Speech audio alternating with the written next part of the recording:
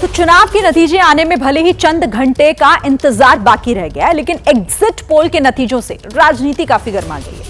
Exit poll के नतीजों से जहां एनडीए गदगद दिखाई दे रही है, तो इंडिया अलायंस नतीजों को पूरी तरह सिरे से खारिज कर रहा है। राहुल गांधी ने एग्जिट पोल पर सवाल उठा दिया है, इसे मोदी जी का फैंटेसी पोल भी बता दिया है। और इस बीच दिल्ली में बैठकों का दौर भी शुरू हो चुका है। राहुल गांधी ने चुनाव में उतरे सभी उम्मीदवारों से बात कर उनका हौसला बढ़ाया, तो दूसरी तरफ प्रधानमंत्री नरेंद्र मोदी ने नई सरकार के 125 दिन के एजेंडे को लेकर ऑफिसर्स के साथ नॉन स्टॉप मीटिंग की है। रिपोर्ट देखिए।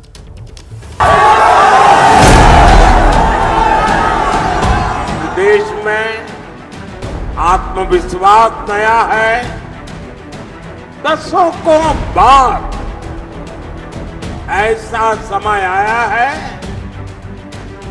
पूर्ण बहुमत वाली केंद्र सरकार हैट्रिक लगाने जा रही है। रैलियों का दौर थम चुका है, चुनाव खत्म हो चुके हैं, नतीजों का इंतजार बाकी है। लेकिन रिजल्ट आने से पहले ही प्रधानमंत्री मोदी एक्शन में है। पीएम मोदी ने एक के बाद एक लगातार 7 मीटिंग में हिस्सा लिया। पूर्वोत्तर में साइक्लोन के हालात को लेकर समीक्षा की गई। देश में भीषण गर्मी को लेकर अफसरों से अपडेट लिया। विश्व पर्यावरण दिवस को बड़े पैमाने पर मनाने की तैयारियों को लेकर बैठक की। इसके अलावा नई सरकार के 100 दिन के एजेंडे को लेकर भी खास मीटिंग की गई। नतीजे आने में भले ही कुछ घंटे बाकी हों, लेकिन प्रधानमंत्री मोदी कॉन्फिडेंट हैं, क्योंकि चुनाव खत्म होने के पहले से ही पीएम मोदी ने अपनी कई रैलियों में नई सरकार के 125 दिन का एजेंडा सामने रख दिया था। सरकार बनते ही तीसरे टर्म में अगले 125 दिन में क्या होगा, सरकार क्या करेगी, सरकार कैसे करेगी, सरकार किसके लिए करेगी, सरकार कब तक करेगी, इसके रोड मैप पर काम कर लिया गया है।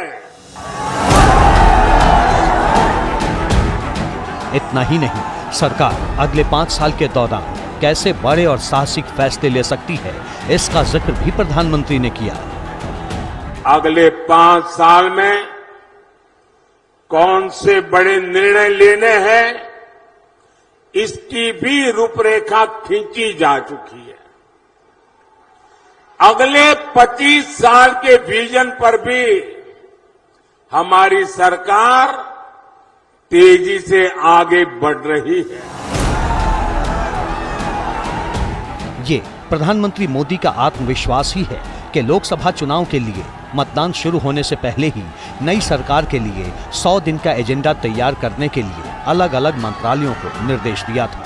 इसके अलावा बीजेपी ने अपने घोषणा पत्र में जो वादे किए हैं, उन्हें भी अमली जामा पहनाने की तैयारी करने को कहा गया है। माना ये भी जा रहा है कि सरकार बनने पर प्रधानमंत्री मोदी 13 जून को होने वाली G7 बैठक में भी हिस्सा ले सकते हैं। लेकिन सवाल बरकरार है कि 4 जून को क्या होगा। क्या एग्जिट पोल की तरह ही नतीजे सामने आएंगे?